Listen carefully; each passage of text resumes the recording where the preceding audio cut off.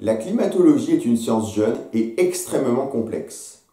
Toute personne qui s'intéresse aux sciences expérimentales sait que régulièrement, il faut adapter le modèle théorique pour le faire coller aux mesures réellement effectuées sur le terrain. Dans les années 70, les scientifiques annonçaient un refroidissement climatique, car un refroidissement a été observé entre 1940 et 1975. Puis, dans les années 90, nous sommes passés d'un discours de refroidissement à un discours de réchauffement. Et aujourd'hui, le discours a encore évolué en changement climatique.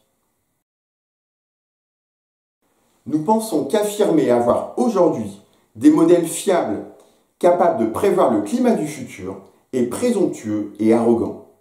Les politiciens professionnels, ceux qui vivent de votre argent, prétendent vous sauver du climat à condition que vous acceptiez de payer beaucoup plus d'impôts et de taxes vertes. Les débuts de l'application de cette fiscalité verte ont par exemple nettement renchéri le coût des carburants. En France, les taxes représentent 60% du prix des carburants pour le moment.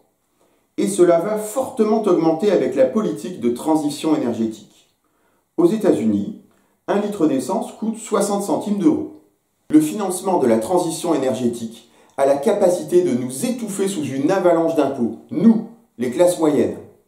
Si l'on poursuit la folle politique dans laquelle notre gouvernement nous a engagés, il faudrait dépenser 3 fois le PIB de la France pour espérer avoir une influence sur le climat, et croire que les autres pays feraient de même. Après avoir consommé votre superflu, l'État s'attaque désormais à votre nécessaire. La fiscalité verte représente un effort considérable pour les classes moyennes, pour un effet théorique faible, comme le montre cette courbe. De plus, les mesures réelles montrent une augmentation de au mieux 0,5 degrés depuis les années 70, résultat bien inférieur à ce qui est prévu par le modèle. La transition énergétique vise à accroître la part d'énergie renouvelable dans le mix énergétique. Les énergies renouvelables sont l'énergie hydroélectrique, mais la France a déjà exploité tout son potentiel dans ce domaine, les éoliennes et le solaire. Ces deux derniers systèmes ont de très graves défauts.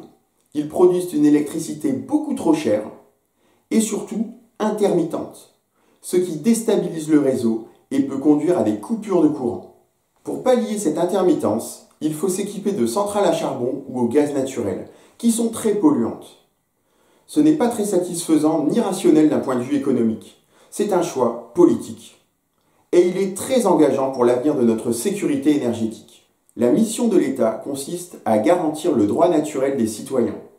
Les droits naturels sont la liberté, la propriété, la sûreté et la résistance à l'oppression.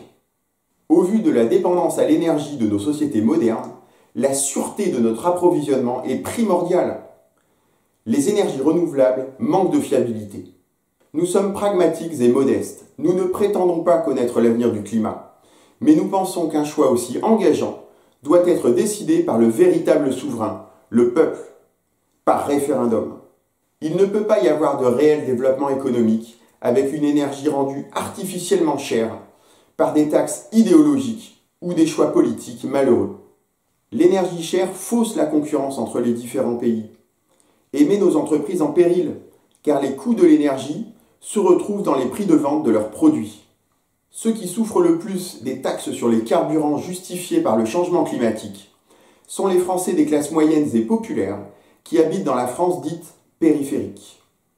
Ceux qui ont besoin d'une voiture pour pouvoir aller travailler, faire des courses ou avoir du lien social.